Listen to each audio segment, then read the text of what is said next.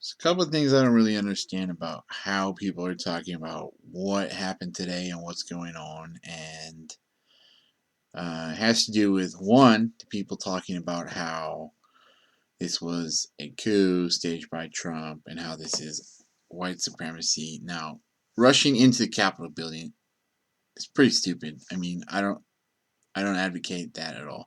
Having a protest is one thing. I mean, maybe you can argue that President Trump calling for there to be a protest knew that people would act up. Maybe you could argue or find proof of some type of communication with someone on some level. I don't know. But thinking that this just happened in a vacuum without the year that just occurred with all the hundreds of millions of dollars of damage from all the riots is sort of uh, I mean, do you think we're infants and we don't remember this whole year? If you argue that this is just something that happened out of nowhere, I think the rioters are wrong. I think the people who breached the Capitol building are wrong. I think the proper legal process was going on today. I think even though there is next to no possibility, in fact, there's zero possibility that anybody in Congress was going to convince enough people in Congress that these electoral votes shouldn't be counted and there should be a further investigation into the allegations of fraud and any unconstitutionality. There was no chance that that was going to win, but for the record, and to satisfy all of our psyches and our minds, there needed to be this set of arguments about the objections, and that was it. And that's our constitutional process. These guys rushing in there, I mean, it's tragic that the woman was shot today, who was shot and killed. Um, it shouldn't have happened, period. You should not have breached the building. I'm not going to say anything else about that. I can't equate lives and dollar damage and what stage of everything this was. I do think this whole year was a political power play of Democrat mayors not using their police force properly to stop riots. I think there's a lot more training that police have all undergone to deal with riots, and they can cordon off different groups and separate them from each other. I think it's pretty good proof in all of law enforcement training that that's something that wasn't done to its fullest extent, that mayors kept police chiefs from doing what they're truly trained to do and what their police troops are truly trained to do. So, um, that having been said, I don't know. I guess I think that there's a process and that things need to go. They need to be hashed out to their very end. And that I don't understand how you can accuse people of being all these heinous things simply for not being Democrats. That's one of the problems I have with how the media and Democrat politicians talk. They use too much incendiary rhetoric. I don't agree with the Democrat platform. I'm not a progressive constitutional interpreter. I believe in constitutional originalism and strict constructionism. I think that that's the same with any document, that a document means what it meant when it was written. If it was written by one person and there's a reasonable different interpretation than what the person who wrote it meant, that it should be interpreted against the interests of the writer, just like in contract law. But that's something that, in constitutional interpretive, basic philosophical conceptuality, you have the original um, application, which is the context, the original intent of the writers, the original meaning, and then the original interpretation by the first hearers. It's just like biblical studies. It's just like anything.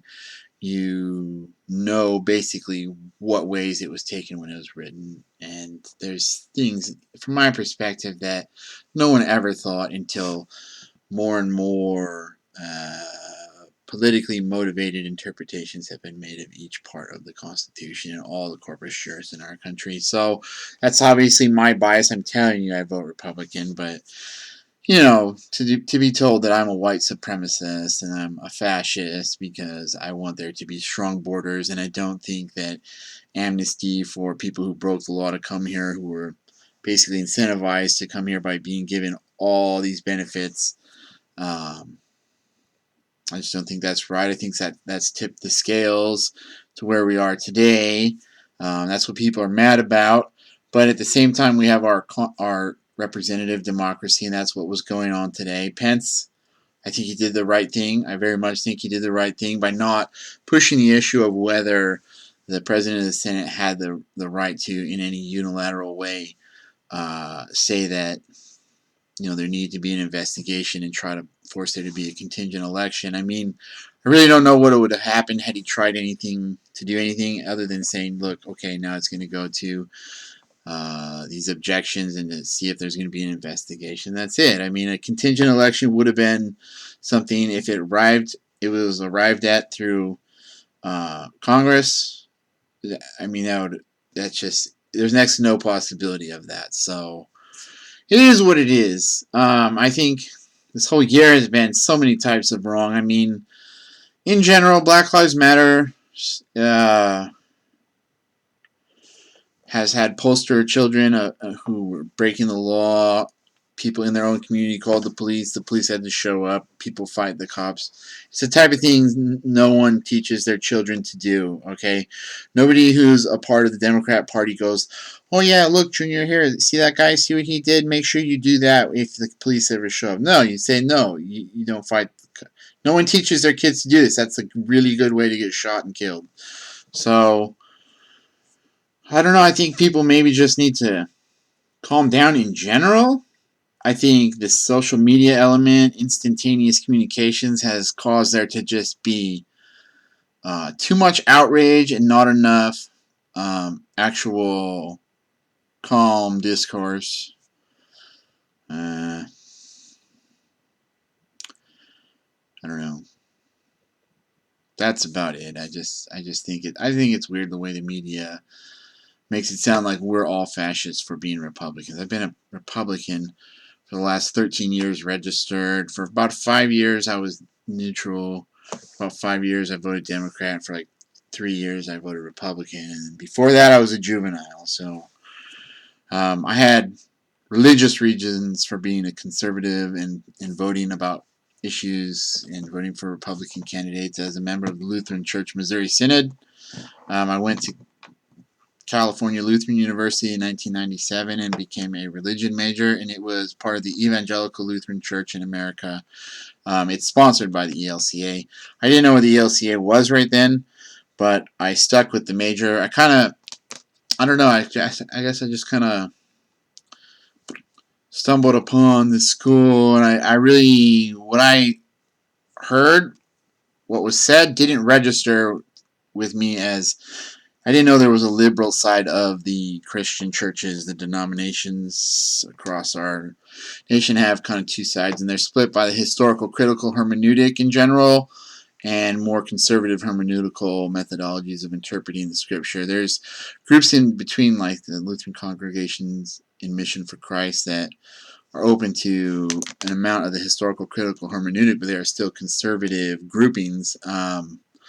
Most there isn't a church that's open to a lot of liberal, social, philosophical, and legal activities and groupings that doesn't espouse the historical critical hermeneutic. Though the conservative groups are more made up of less historical critical hermeneutic, and they can roughly be equated with constitutional originalism and progressive reasoning with a constitution, but it's similar but different. I mean, you could write books for days and days and days about the similarities and differences between political and religious groupings from the left to the right side of those individual types of continuums. But, I became kind of convinced of some things because I had a systematic theology professor who was a high Mensa genius. I became a departmental assistant in the religion department. did a lot of work for my Hebrew Bible professor, and then I worked at a church where my systematic theology professor was the family and youth minister, and I was a youth director for a year. And after that, I did a bunch of different other jobs. I wasn't ready to go on to seminary because I'd just gone back and forth between two drastically different Lutheran groups, and I was completely unaware of there being a difference before that because I was a juvenile and I didn't have the training. People who grow up in either side of the Lutheran church, I started going to church as a 14-year-old. Maybe they have some familial awareness of what happened in 1974. The conservative church pushed out some of the more progressive seminary professors, and they started this group called Seminex, which was Seminary in Exile, and ultimately became the ELCA. So I'm back in the Republican side of things and have been for a while. My hermeneutical views, though, I started to readdress some of the presuppositional just the starting points of some of the systematic theology that I had going on in my mind. I've always kind of been more of a practical conservative, like stay out of these danger areas of human life and behavior, and then it's better just to be more of a traditional conservative and stay out of trouble.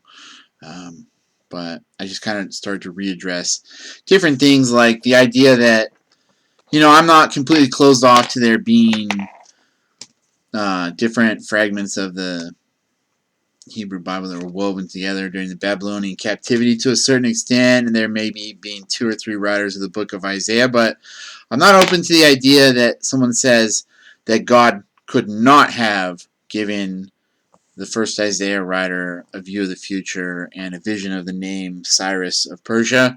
That's one of the main reasons why people say, well, there had to be a Deutero or Trito Isaiah, is because they talk about, or in the book of Isaiah, there's talk about Cyrus, and Cyrus was the emperor of Persia who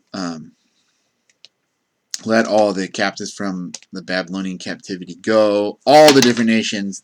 Babylon had this basic general policy where they took people captive and took them to other places, and so Cyrus let everybody go back home but wanted to collect taxes. Brilliant, right? People want to go home, so collect taxes because you're the biggest power on the globe. So I'm also, by the same reasoning, I'm not closed off to the idea that God used different generational writers to still bring his truth to us through revelation, still through the different schools of the prophets who wrote in their teachers' names. So that was a Near Eastern literary phenomenon. I'm just kind of not 100% closed off to either side of the Christian theological spectrum.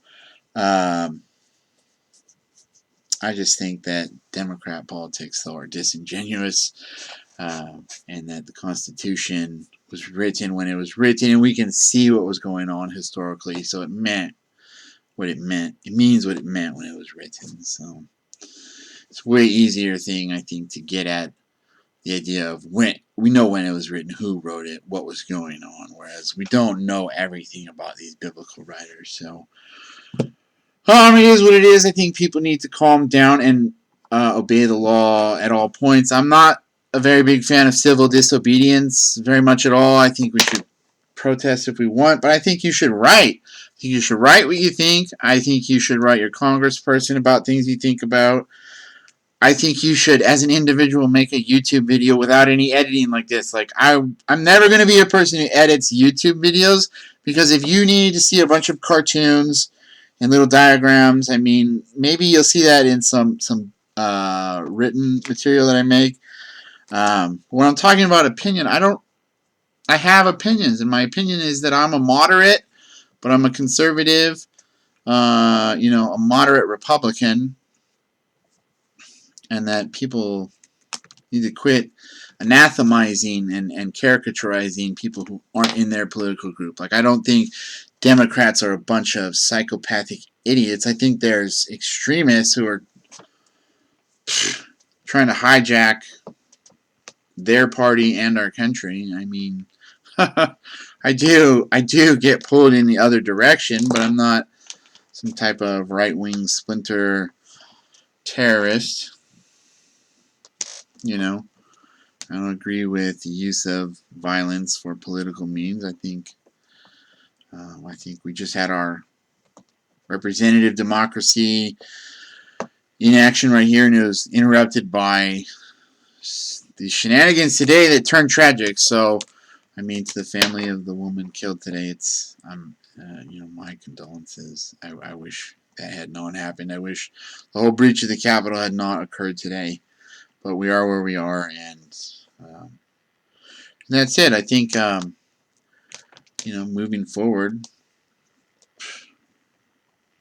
just don't be unhinged extremists. If you can't be a moderate like me, at least just calm down, and have, you know, your view on the far end of the spectrum of political views, and just calm down. Though, like, what is doing what happened today ever going to cause to occur, other than stalling out of the prescribed